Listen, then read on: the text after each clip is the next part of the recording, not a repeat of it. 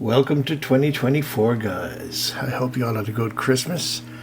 The last video, as you may remember, I didn't have enough time to include the Street Photography Germany photographs and a little run through, so I thought I'd start off the new year with something new. I hope you all had a great one. Hope your heads aren't too sore, and if they are too sore, perfect time to lie in bed and watch this. Welcome to Street Style with Rene Bruno.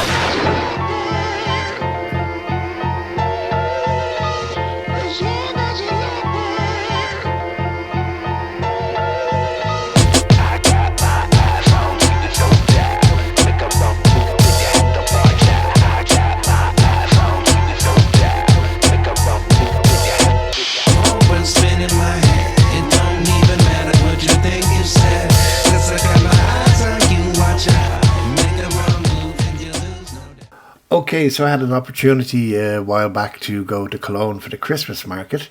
I was with my fiance and a friend, and we'd gone for 3 or 4 days. It was in November, and I did my best to try to sneak away a little bit and take some street photographs at the same time. So I'm going to go through them briefly, and I just thought I'd show you a few shots. I have them on the screen here. So because I'm doing a screen recording at the same time, you'll also get to see a bit of that. So let me just go through one shot here. Okay, as you all are aware, I love my black and whites, so I had to do it in black and white, as you'd expect. Cologne station had always had a fascination for me as a child. My mother was from Cologne, and growing up, it was just so cool to be in a big train station that's so big you can catch a train to anywhere in Europe from the station, and it has this huge domed iron roof built on it. And as you can see in this particular shot, you know, you get a lot of natural light coming through it. It's a very old building. I'm hoping they don't ever take it down. I hope it's just refurbished, but you know, you never know in the future, especially with the Germans. They love their technologically advanced buildings and architecture. So but this particular shot I love. I was just looking through and I said, oh, that's definitely black and white. There's a bit of sunlight breaking through the skylight here, and I absolutely love it. I think it makes a really nice shot. What can I say? Boobies. No, this just happened to be a sculpture in a hotel. When I walked in, I had to use the bathroom, as you do when you're walking around for hours and you're having a few cold drinks, and I just saw this sculpture and it was lit from the top in a way that I just thought was very nice. So I took a photograph of it. Sometimes I like taking pictures of sculptures and statues. Let me see. Yeah, this is in the old town, Altstadt in Cologne by the river. And it reminds me a bit of Temple Bar in Dublin. It has that lovely cobbled street. And of course you have all the old bicycles locked up against the old street lamps, which I'm glad they never changed to modern lamps. You know, it's the old type that they used to go around with the paraffin to light them up, like in Dublin, the old street lamps. And you have the lovely old buildings and the church in the background. Now, unfortunately, the sky was kind of washed out. Couldn't do much for that. The exposure was kind of all over the place between the brightness and the dark. I probably could have did a double exposure or layered it. But I'm happy the way it looks. I think it looks like a nice photograph. Another street photo here. This is just a tram. I remember the old street trams that used to go around Cologne. These are modern trams.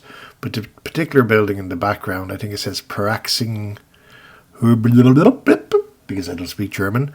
I like the architecture. The style of the building was probably very modern and forward thinking at the time when it was built. But yeah, again, it was a horrible morning. It started raining. It was overcast. The guys were fast asleep, and I just went out with the camera. But I do like it. I like it as a black and white shot. I think it's nice. The world's largest ice cream cone. This is near Neumarket. It's on top of a shopping mall, which I just thought was hilarious every time. I remember as a child, every time I go past, I'm like, oh my god, the size of that ice cream.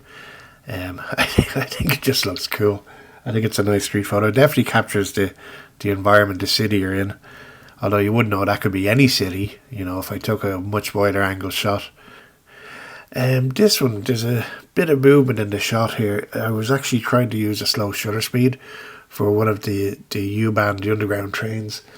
This is at the Hofbahnhof underground station. There's two ones within the main station underneath that cover two different lines. So this here, if you see it on the big screen, it's actually a tram that's pulling into the shot, and you have the movement of the people on the platform. Now, in fairness, I probably could have used a higher shutter speed because the people on the platform, as much as they're blurred, it's looks more like camera shake. But gives me an excuse to go back and try it again. This is a better one. This is a modern underground station. It's the same station basically, Breslauer Platz, and I used a higher shutter speed here. All the people are pin sharp. It's I like the sort of architecture, and I've always been fascinated with underground stations. I don't think you can ever take a wrong picture in an underground.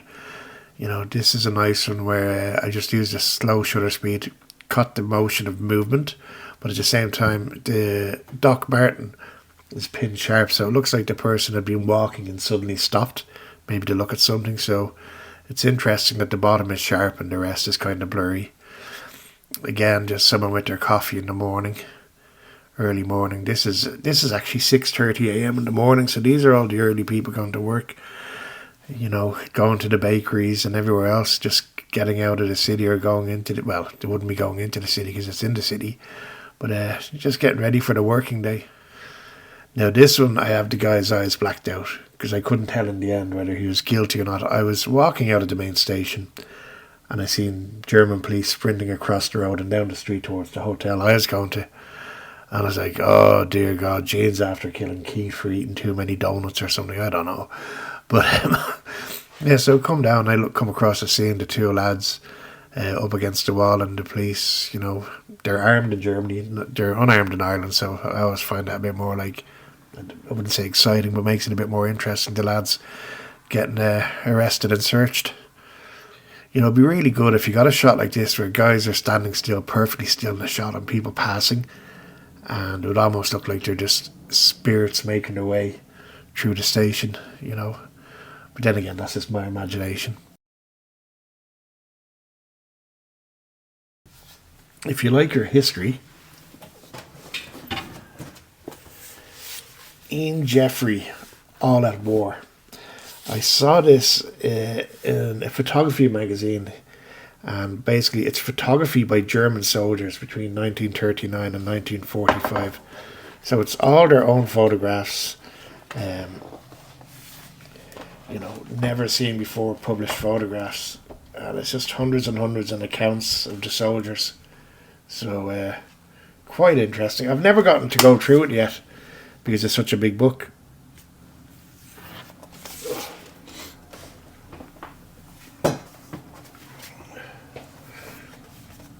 Speaking of books, Humans of New York.